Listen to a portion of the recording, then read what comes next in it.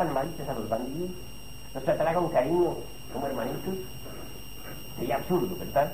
Lo mejor en ese caso es pues apelar a la defensa y a cumplir con el deber y morir en el campo de batalla si es necesario. Esa pregunta se la hicieron alguna vez a Krishnamurti y francamente no la supo responder exactamente. Me dijeron, ¿qué harías tú si yendo con una hermana tuya? No le dijeron con su mujer, no, sino con una hermana. Posiblemente por no lastimarlo, porque él no tiene mujer. Bueno, y de pronto alguien te la atropellara. ¿Qué harías? Entonces él respondió que él no contestaría qué haría, que el día que eso sucedía él vería qué haría. Bueno, ese se salió por la tangente, ¿no? La respuesta debió ser más concreta. Claro está. La respuesta ha debido ser defenderla a como dé lugar, pero defenderla. No estoy preconizando la violencia, no. Estoy diciendo hasta dónde perjudicaría, por ejemplo, el vicio o la tolerancia llevada al máximo, convertir en vicio. Porque una virtud, por bella que sea, más allá de cierto punto, se convierte en vicio, en defecto. Aquí la Cábala nos habla, por ejemplo, de los sefirot y de sus virtudes. Pero también nos habla de los trifos, que no son sino precisamente los sefirotes adversos, la antítesis de las virtudes que están personificadas en los sefirot, el anverso de la medalla. Así pues, mis caros hermanos, necesitamos, es decir, es comprensión, salirnos de tantos códigos muertos de ética y actuar con una actitud diferente. Existe, por ejemplo, en el Tíbet, por allá, un libro sobre el modo de acción de los iniciados. Lo llamaremos de ética, pues, aunque esa palabra ya ni siquiera satisface, pues hay tantos códigos de ética. Pero lo cierto es que está más allá del bien y del mal. Porque en todo lo bueno hay algo de malo, y en todo lo malo hay algo de bueno. No olviden ustedes que entre el incienso de la oración también se esconde el delito. El delito se viste de mal, de apóstol, llega hasta oficiar en los templos más sagrados. Así pues, existe mucha virtud en los malvados y mucha maldad en los virtuosos. Existe lo bueno de lo malo y lo malo de lo bueno. En el Tíbet, repito, existe un libro muy especial para los iniciados, un modo de acción único. Muchas de las formas de actuar de esos iniciados tibetanos nos sorprenderían. No encajan completamente dentro de los moldes éticos que tenemos aquí en la vida occidental.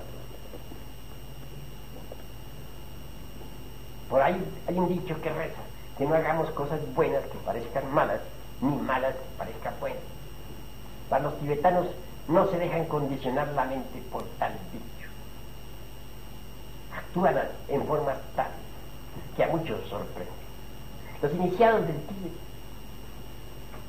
no actúan de acuerdo con los códigos que existen sobre el bien y el mal, sino de acuerdo con los dictados de la propia conciencia, que es diferente. Cuanto más nos vayamos nosotros libertando de tantos y tantos códigos éticos, cuanto más individualizados nos vayamos volviendo, iremos comprendiendo, pues, la necesidad de disolver el ego, el mismo, el sí mismo.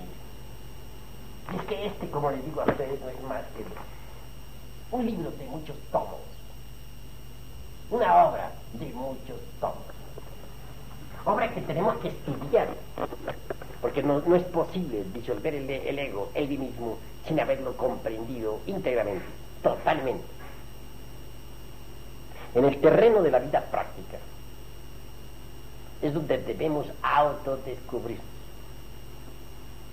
Los errores que llevamos dentro afloran precisamente en la vida práctica. Y si nosotros nos hallamos en estado alerta, entonces los veremos tal cual son. defecto descubierto debe ser comprendido íntegramente a través de la técnica de la meditación. Una vez comprendido puede ser eliminado con el poder serpentino anular que se desarrolla en el cuerpo de la zeta, es decir, con el poder de Devi Kundalini. Cuanto más vaya desintegrándose el ego, la conciencia se irá haciendo cada vez más fuerte y al fin quedará entronizado, dijéramos, dentro de sí mismo un foco de gravedad permanente, un centro de individualidad auténtica que nos libertará completamente de las acciones y reacciones del mundo exterior. Pero necesitamos crear ese centro de gravedad permanente en sí mismo, y eso solamente es posible disolviéndole. Creado, repito, ese centro de gravedad, tendremos individualidad. Pero hoy por hoy no somos sujetos individuales, somos máquinas controladas por otros. Todo el mundo juega con nosotros. No tenemos auténtica individualidad. Cuando hayamos disuelto el ego, el vimismo, descubriremos con asombro místico que hay algo que no es posible disolver. Y ese algo es odiado por las gentes de todas las religiones. Me refiero al Satán bíblico. Esta palabra naturalmente horroriza a muchos. Ya sabemos nosotros el papel que ha hecho el diablo en el Antiguo Testamento. Mas debemos comprenderlo. Ese diablo que tanto nos asusta es el menos dañoso. Como dijera Goethe en uno de sus poetas, palabra se pone en boca de Dios. De todos los de tu especie, genios a mi ley rebeldes, el menos dañino y perjudicial tú eres. Que Mefistófeles, Satán, sea el menos dañino y perjudicial parece increíble, ¿verdad?